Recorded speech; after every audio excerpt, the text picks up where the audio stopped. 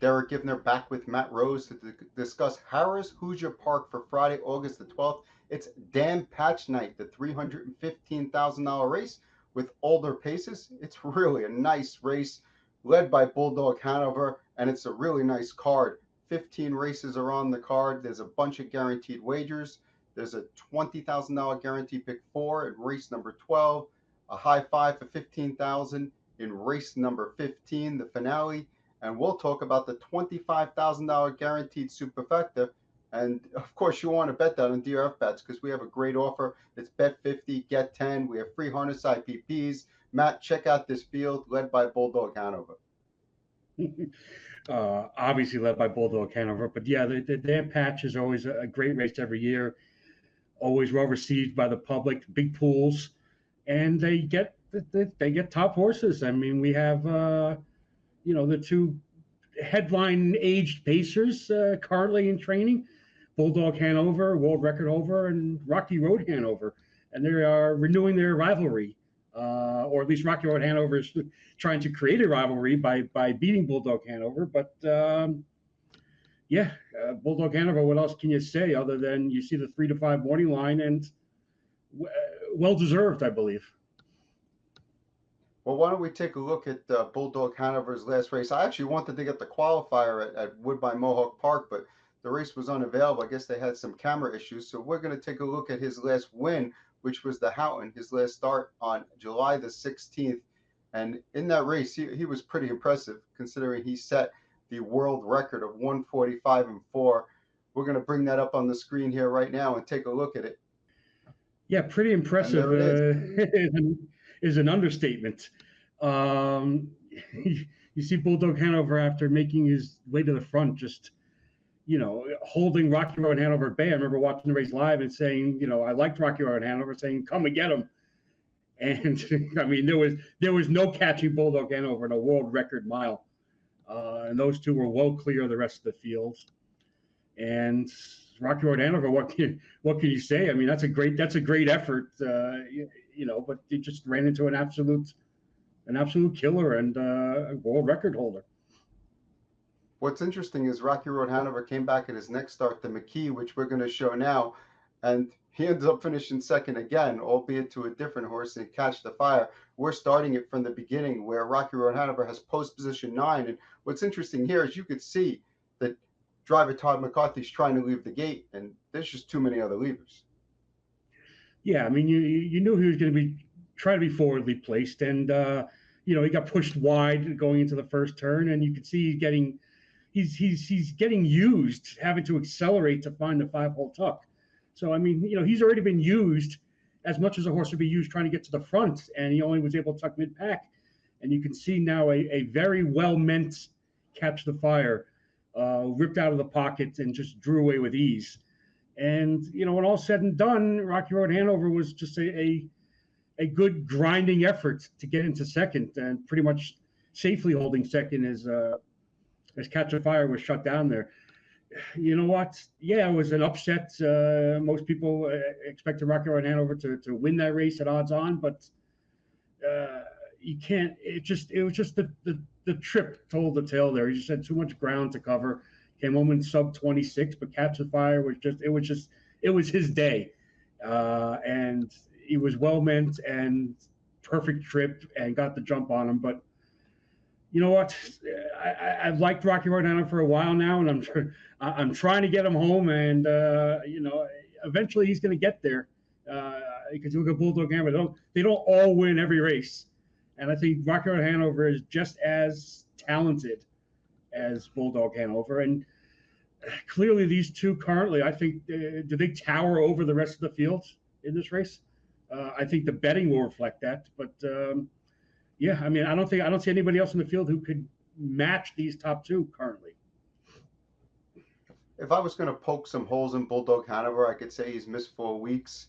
That maybe that's of some concern, but other than that, it's hard not to like a horse that wins every time and sets world records almost every time. He's also 4 for 4 over the Hoosier surface, so he clearly likes the track. I mean, I really don't see much of a way to get past him. Looking at some other horses in the field that maybe could get into the number here, I thought This Is the Plan, raced really well in his last start in the McKee. Ended up finishing third, saved ground, closed well. He's a two-time Hoosier Park Pacing Derby winner, so clearly he's okay with this track. A Buckabat Hanover, he just seems to get away slow every time. But this is the kind of track where I could see him, liking it and closing well if somehow the pace gets too fast.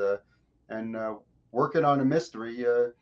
I don't know. He's a horse that I think on paper looks like he should be involved here, but I don't know that he has done his best work over the surface. Well, you mentioned This Is the Plan. You now mentioned Working on Mystery. Ron Burke has 5 horses in here, and they're all going to be prices. Is working on a Mystery, Backstreet Shadow, who has the loads of speed and back class, Fortify, Lose Pearlman, and This Is the Plan. Of those 5, I think I could narrow it down to 3. I could say Working on Mystery, Backstreet Shadow, This Is the Plan. And listen, This Is the Plan. You mentioned before, he has quite a resume. He's quite accomplished, and you can never count him out. And he does have the speed to blast from the far outside post if Yannick wants to. Backstreet Shadow. He's hopefully he's still considered. He's not just an overnight horse at this stage in his career, and he can still be competitive, at the top level. But he can leave the gates. I don't know really where that's going to leave Working on Mystery, and where's it leave a Buckabat Hanover in the second tier. I think he can get shuffled back quickly in the early stages, and he wasn't all that. He was a little disappointing, you could say, in the last week of the Meadowlands in the McKee Memorial. But we know the ability's there. But again, currently, and we know different horses stepping up at different times in this class. But currently, I can't see anybody reaching the top 2, and assuming neither one of them gets roughed up at any point, being forwardly placed and making the way to potentially sitting 1-2 in this field, I don't see anybody running them down. So, it's going to be there's not going to be much value in the top 2, hooking them up in the exacta, but there is some value underneath. So, that's where we're going to look.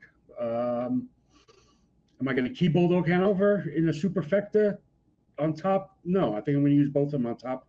I think you're going to key Bulldog Hanover, though, on a much more budget ticket, I believe. Yeah, why don't we take a look at my superfecta ticket here, a $25,000 guaranteed pool, and you don't need an advanced degree in handicapping to come up with this one. I'm taking a horse that's probably going to be 2-5 over a horse that's probably going to be 2-1, and just using a few horses underneath. I mentioned Working on a Mystery. He's 0 for 6 over the track, but 3 for 4 here on qualifiers. So I don't know if I can explain that. This Is the Plan, who I think's been racing a little bit better, and a Buckabat Hanover, who I certainly think can pace past a few of these late. And we expanded a little bit with Tell Me About It, who pulled off a little bit of an upset, finished in second. I think at 60-something to 1 last year in this race. Mm-hmm. And Backstreet Shadow, who's always a good closer. It's a cheap ticket, $2.40 for a 20-cent play. And you know what? Even if it comes in 3, 4, 1, 9, which is pretty darn chalky, you should at least get your $2.40 back, if not make a few dollars on it. Yeah, that is a 20-cent minimum there. Obviously, if there's going to be a lot of repeating on tickets where people just playing, a $1 minimum, $1 cold plays or $2 cold plays on the superfecta. I have a small play also. It's like $11 and change, but I use Rocky Road Hanover with Bulldog Hanover on top. So obviously I'm aiming for Rocky Road Hanover. Maybe the recency edge because Bulldog Hanover hasn't raced pari-mutuel in a month, and I'm just hoping, and not that it's a stretch to have Rocky Road Hanover, obviously, but I'm hoping maybe he can just look. Eventually, Bulldog Hanover is going to get picked off by somebody. Not to be a pessimist, but I've liked Rocky Road Hanover all along. He can hang with Bulldog Hanover, and I think eventually he can get by. So I use them both on top. I pretty much in agreement with you underneath.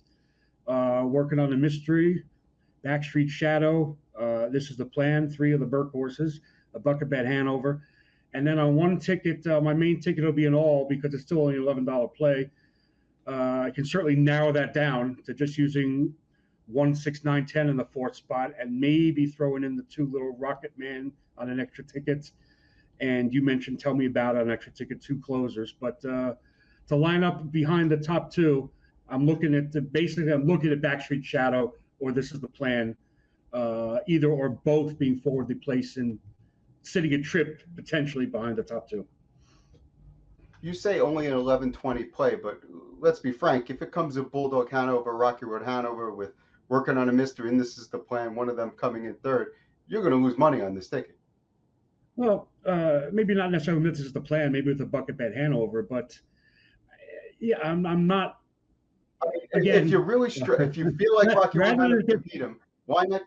Why not just play Rocky Road Hanover on top? Yeah, if you're you right. feel You know like what? Rocky Road Hanover That is a very valid point. And generally, I would flame somebody for just not taking a stand one way or the other. I agree with you. And the more I think about it, the more you might be correct. You're taking a stand with the favorite Bulldog Hanover on top because you just, you like him, you think he's going to win. You're right. And I'm looking at it more of a hopeful ticket. But yeah, if you only use Rocky Road Hanover on top, then the ticket cost is cut in half. But the value is underneath Backstreet Shadow. This Is the Plan. One of those 2, because I think Working on the Mystery will take some exotic play. A bucket bet Hanover always took a ton of money in the McKee and just came up completely flat. Probably will take money again with Tim Tetrick here for the drive. You know what? The more I think about it, the more you make a lot of sense. But I almost definitely will be playing some sort of win tickets on Rocky Road Hanover if he's. Look at the smile on your face. If Rocky Road Hanover is 3-1 or more, which I think he will be, I think he might actually be around 4-1. There's definitely going to be some win action also. I'm glad to know I make a lot of sense. It makes me feel a little bit better about myself today. We have a 15 race card. Right. 15 race card at Hoosier on Friday, August 12th. Play through DRF bets, bet 50, get 10. Free harness IPPs up on DRF.com/harness. Good luck.